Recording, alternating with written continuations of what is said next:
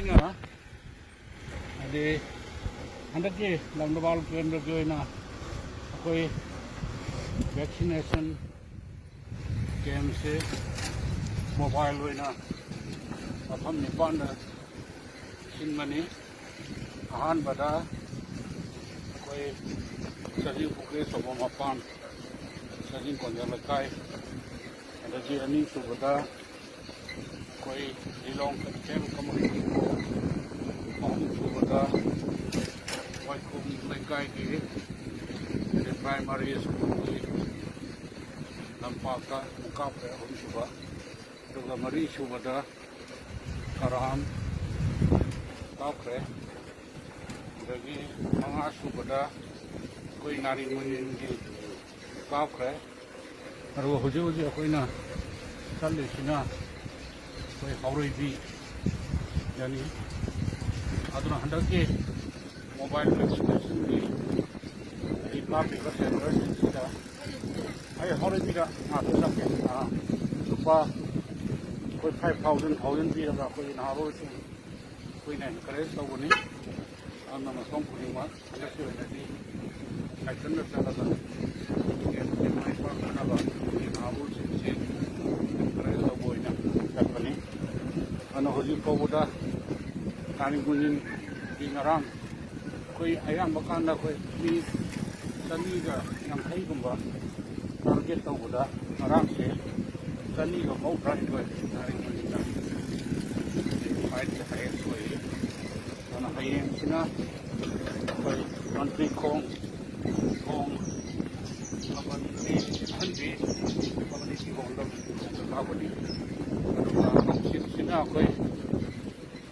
ꯃꯥꯏꯕꯝ ꯂꯩꯀꯥꯏ ꯑꯋꯥꯡꯒꯤ ꯀꯝꯃꯨꯅꯤꯇꯤ ꯍꯣꯜꯗ ꯀꯥꯞꯀꯅꯤ꯫ ꯑꯗꯨꯅ ꯍꯧꯖꯤꯛ ꯐꯥꯎꯗ ꯑꯩꯈꯣꯏꯅ ꯃꯣꯕꯥꯏꯜ ꯑꯣꯏꯅ ꯃꯐꯝ 9ꯗꯒꯤ ꯁꯤꯜꯂꯕ ꯃꯇꯨꯡꯗ ꯁꯤꯗ ꯅꯠꯇꯅ ꯑꯩꯈꯣꯏ ꯁꯝꯕꯧ ꯄ꯭ꯔꯥꯏꯃꯥꯔꯤ ꯍꯦꯜꯊ ꯁꯦꯟꯇꯔꯗ ꯁꯤꯃꯁꯨ ꯑꯩꯈꯣꯏ ꯍꯞꯇꯥ ꯑꯃꯗ 2-3 ꯑꯗꯨꯝ ꯀꯥꯞꯈ꯭ꯔꯦ꯫ ꯑꯗꯒꯤ ꯑꯃꯨꯛ ꯀꯋꯥꯒꯤ ꯀꯝꯃꯨꯅꯤꯇꯤ ꯍꯦꯜꯊ ꯁꯦꯟꯇꯔꯗꯁꯨ ꯑꯗꯨꯝ ꯍꯞꯇꯥ ꯑꯃꯗ 3-4ꯀꯨꯝꯕ ꯑꯗꯨꯝ ꯀꯥꯞꯄꯦ꯫ ꯑꯗꯨꯅ ꯑꯩꯈꯣꯏ ꯂꯝꯗꯕꯥꯜ ꯀꯦꯟꯗ꯭ꯔꯒꯤ ꯅꯍꯥꯔꯣꯜꯁꯤꯡ ꯃꯔꯨꯑꯣꯏꯅ ꯆꯍꯤ 19ꯒꯤ ꯃꯊꯛꯇ ꯂꯩꯕ ꯅꯍꯥꯔꯣꯜꯁꯤꯡꯁꯤ ꯌꯥꯝ ꯊꯋꯥꯏ ꯍꯛꯆꯥꯡ ꯌꯥꯎꯅ ꯊꯣꯛꯂꯛꯇꯨꯅ ꯚꯦꯛꯁꯤꯅꯦꯁꯟ ꯇꯧꯕꯤꯕꯒꯤꯗꯃꯛꯇ ꯀꯦꯟꯗ꯭ꯔꯁꯤꯒꯤ MLA ꯑꯃ ꯑꯣꯏꯅ ꯑꯩꯈꯣꯏ ꯂꯝꯗꯝꯁꯤꯒꯤ ꯅꯍꯥꯔꯣꯜꯕꯨ ꯇꯧꯕꯤꯅꯕ ꯈꯪꯗꯣꯛꯆꯔꯤ꯫ ꯃꯔꯝꯗꯤ ꯑꯩꯈꯣꯏ ꯚꯦꯛꯁꯤꯅꯦꯁꯟ ꯇꯧꯕꯁꯤꯅ ꯑꯩꯈꯣꯏꯒꯤ ꯃꯃꯜ ꯌꯥꯝꯈ꯭ꯔꯕ ꯄꯨꯟꯁꯤꯁꯦ ꯀꯣꯔꯣꯅꯥ ꯚꯥꯏꯔꯁꯅ ꯊꯣꯛꯍꯟꯕ COVID-19ꯅ ꯑꯩꯈꯣꯏꯒꯤ ꯊꯋꯥꯏ ꯂꯧꯈꯤꯒꯗꯕꯒꯤ ꯑꯗꯒꯤ ꯀꯟꯅꯅꯕꯒꯤ ꯑꯆꯧꯕ ꯃꯔꯝ ꯑꯃ ꯑꯣꯏ ꯍꯥꯏꯕꯁꯦ ꯑꯩꯒꯤ ꯅꯨꯡꯁꯤꯖꯔꯕ ꯂꯝꯗꯕꯥꯜ ꯀꯦꯟꯗ꯭ꯔꯒꯤ ꯄ꯭ꯔꯖꯥ ꯃꯔꯨꯑꯣꯏꯅ ꯅꯍꯥꯔꯣꯜꯁꯤꯡꯅ ꯈꯪꯕꯤꯕꯁꯦ ꯑꯁꯨꯛꯀꯤ ꯃꯇꯤꯛ ꯇꯧꯕꯤꯃꯜ ꯈꯪꯗꯣꯛꯆꯔꯤ, ꯑꯁꯨꯛꯀꯤ ꯃꯇꯤꯛ ꯊꯥꯒꯠꯆꯔꯤ꯫ ꯍꯧꯖꯤꯛ ꯉꯥꯏꯍꯥꯛꯀꯤ ꯃꯇꯨꯡꯗ ꯑꯩ ꯍꯥꯎꯔꯩꯕꯤꯒꯤ ꯂꯥꯏꯕꯨꯡꯗ ꯌꯧꯔꯕ ꯃꯇꯨꯡꯗ ꯑꯃꯨꯛ ꯃꯈꯥ ꯇꯥꯅ ꯚꯤꯗꯤꯑꯣꯁꯤ ꯑꯩꯈꯣꯏ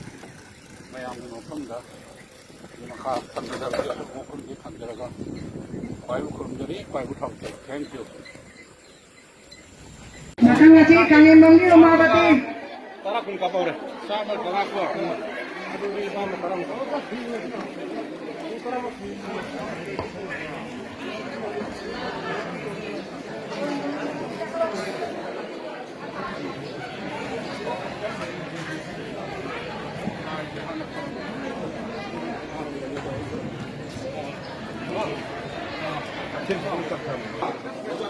너희기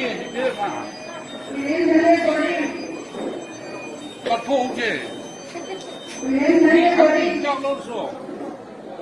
머리 어디?